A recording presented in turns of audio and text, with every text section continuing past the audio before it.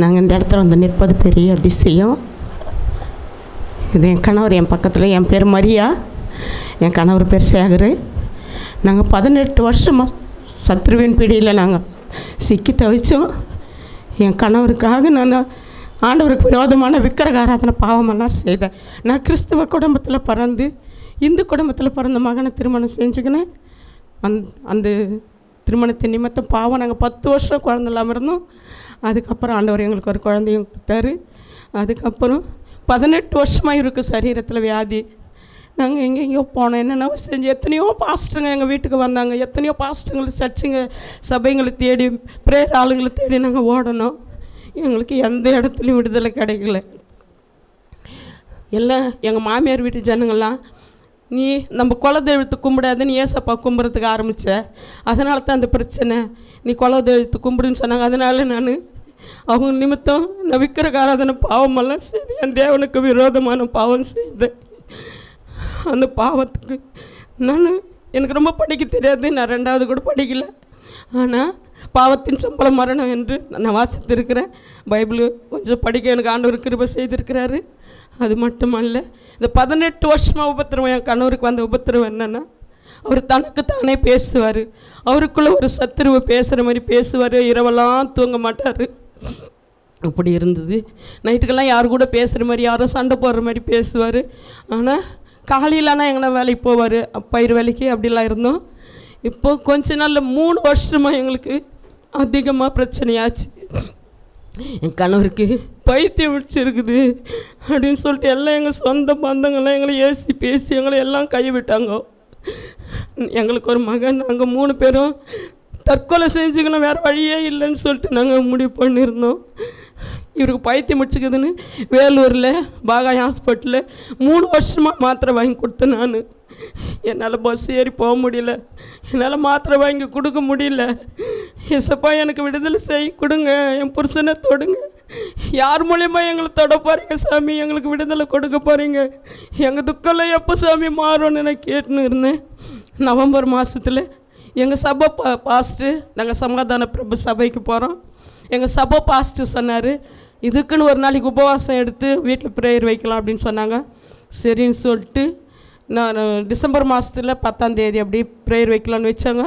நாங்கள் ப்ரேயருக்கெல்லாம் ரெடியாக இருக்கும்போது திடீர்னு பாஸ்ட்டும் சபையார் யாருமே எங்கள் வீட்டுக்கு ப்ரேயருக்கு வரல. எனக்கு ரொம்ப நாங்கள் என்னத்தான் செய்வாண்டவரே, நாங்கள் நம்பியிருந்தவங்களாம் எங்களை கைவிட்டாங்க சாமி, நீங்கள் உதவி செய்யுங்க எங்களுக்குன்னு சொல்லிட்டு நான் அழுதுகினே போய் டிவி வச்சேன். டிவி வைக்கும்போது ஜீவ ஒலி ஜப கோபுரம் சேனலை நாங்கள் பார்த்தேன். அழுதுகினே அந்த நம்பருக்கு ஃபோன் பண்ண ஐயாவுக்கு 2 முறை போட்டேன். ஃபோன் போட்டேன். 3வது முறை ஐயா ஃபோன் எடுத்தார். நான் அழுதேன், ஐயா எங்கள் வீட்டுக்காருக்கு உடம்பு சரியில்லை ஐயா, என் பேர் மரியா, எங்கள் வீட்டுக்காரர் பேர் சேகர் ஐயா, ரொம்ப நாளில் நாங்கள் ரொம்ப கஷ்டப்படுறோம் ஐயா, எங்களுக்கு ஜெபம் பண்ணுங்கன்னு சொன்னேன். ஐயா சொன்னார், எங்கள் முகவரி அனுப்புங்க அப்படின்னு. ஐயா எனக்கு படிக்க தெரியாது ஐயா, எனக்கு முகவரி அனுப்ப தெரியாதுன்னு சொல்லிவிட்டு பக்கத்து வீட்டு பையன்கிட்ட போய் எப்படியாவது நம்ம முகவரி அனுப்பணும் அப்படின்னு சொல்லிட்டு சொல்லி முகவரி அனுப்பிச்சேன். அப்புறமா ஐயா அதுவும் நவம்பர் மாதத்தில் தான் நான் எங்கள் அட்ரஸ் எல்லாம் அனுப்பிச்சேன். ஆனால் டிசம்பர் மாதம் வரைக்கும் நான் அது செய்ய முடியல. ஐயா சொன்னார், உங்கள் வீட்டுக்காரர் பேரில் ஒரு பொருத்தனை செய்யுங்கம்மா, செய்யுங்க, ஆண்டவர் உடனே உங்களுக்கு அதிசயம் செய்வார். சங்கீதம் எங்களுக்கு சொல்லி நான் 14, 15 வாசிக்க சொன்னார்.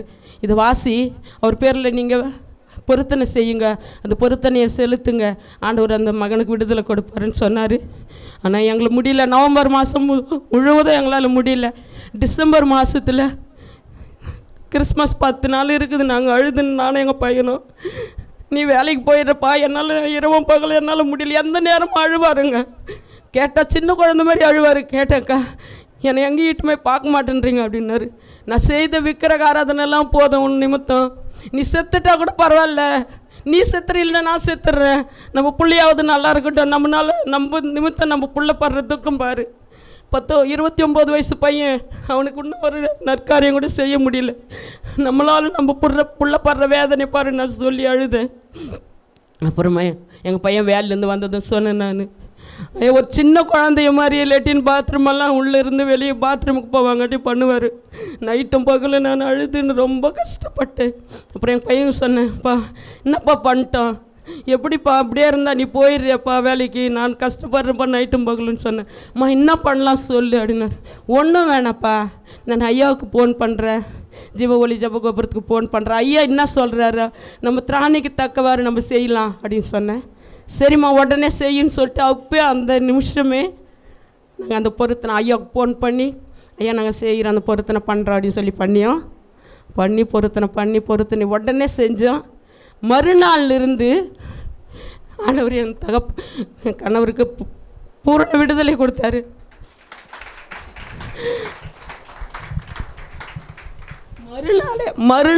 மறுநாளே தொட்டார் ஆண்டவர். அவர் இப்போ அழகு கிடையாது.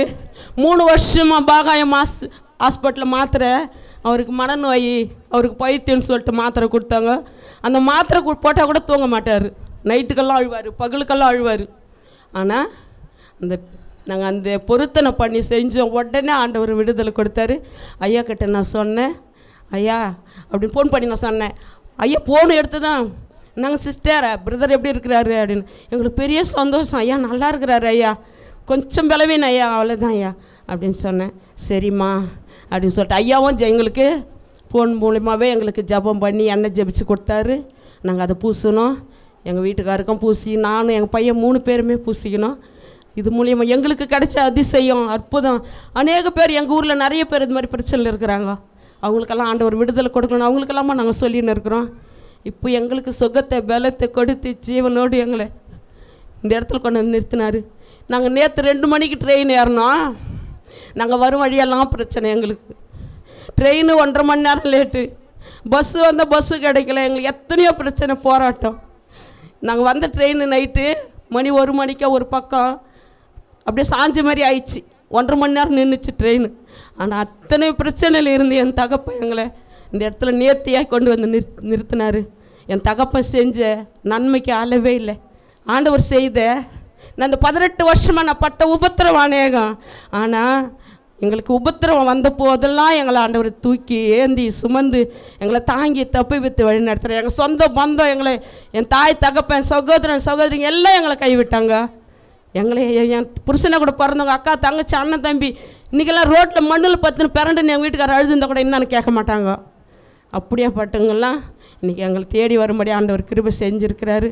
இப்படியாப்பட்ட ஒரு அதிசயத்தை அற்புதத்தை செய்த என் தகப்பனுக்கு கோடான கோடி நன்றி.